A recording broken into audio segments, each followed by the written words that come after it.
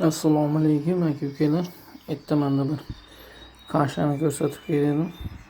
Juda oz miqdorda. Mana nekton bo'lsa bundan chirizdin 2 kunda bir qo'shib berib turaman.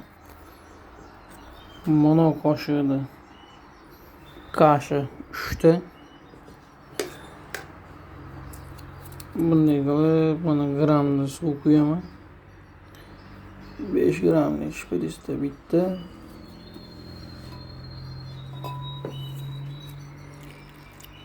Ikkita. Keyin buni aralashtiramiz.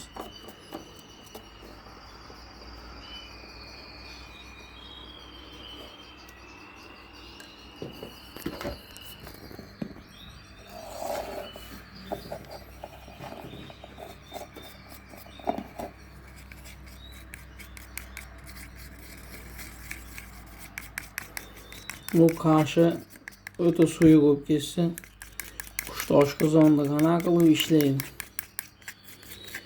Bu o'ta suyuq chichib, qushni ichini o'tkazib yuborishda ehtimoli juda katta. Shpritsning ichida suv o'ynab yurganday yuribdi-da kashi. Kashi bunaqa shaklda qimillash kerak emas-da.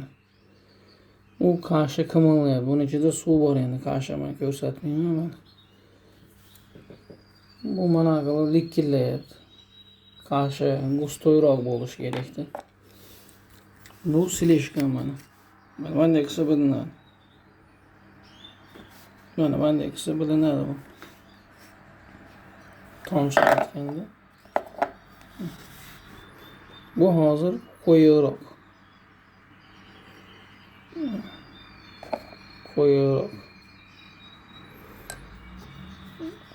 Suvdan quyamiz.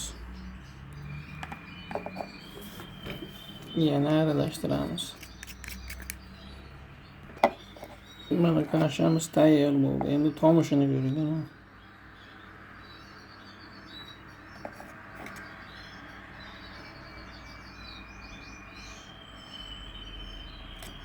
Başı o'ta normal. Bundan suyuğu, bundan koyuğu bo'lmaydi. Shunday qilib bilib qo'ysa bo'ladi, aralashtirgansiz. 2 tomchi.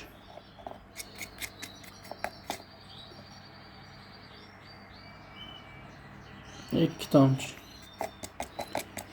Neshtok. Mana 3 ta jo'ja ochilingan, 2 ta mulyaj bor bu yerda. 2 ta mulyaj, shu bu jo'jalarda oyoqlari qiyshayib ketmasligi uchun. Shu uchun kerak bo'ladi bu mulyajlar. Jo'jalarda oyoq qiyshayib ketmasligi uchun. Endi kashani shpritsdamiz, bunaqa holatda beramiz ularga mana. Og'zini ochib yeb olishi uchun osonroq bo'ladi.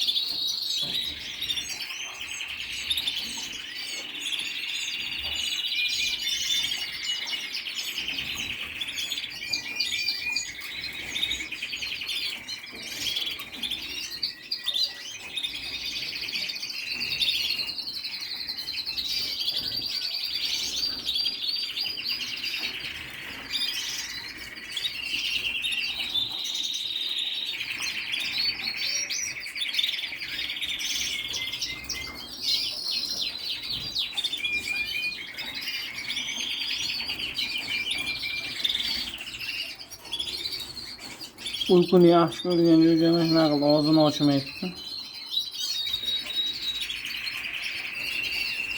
Pittuq bo'ladi, pittuq.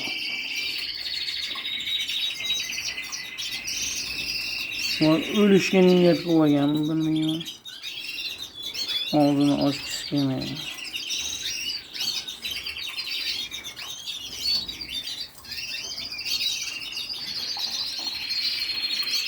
Mana kechagi gnizdodi ham taglari ham kengda, ustki emas.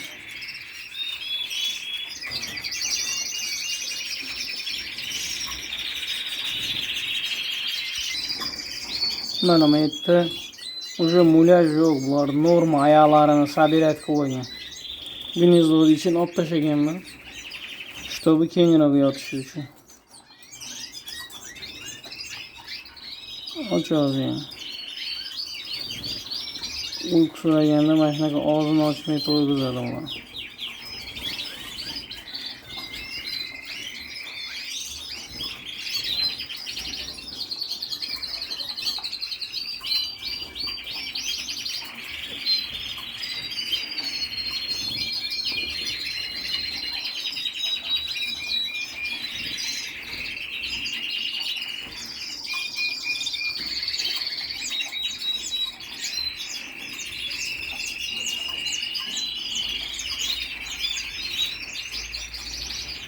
Ularga bugun qaysi taqib qo'yamiz ekan.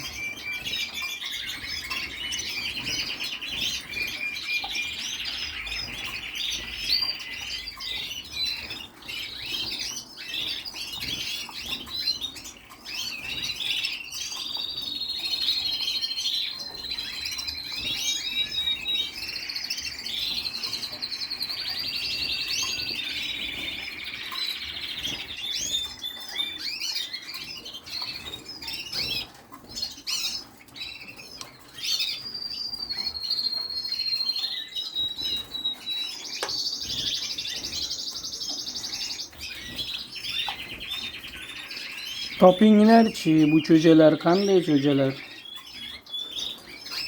Nima degan jo'jalar?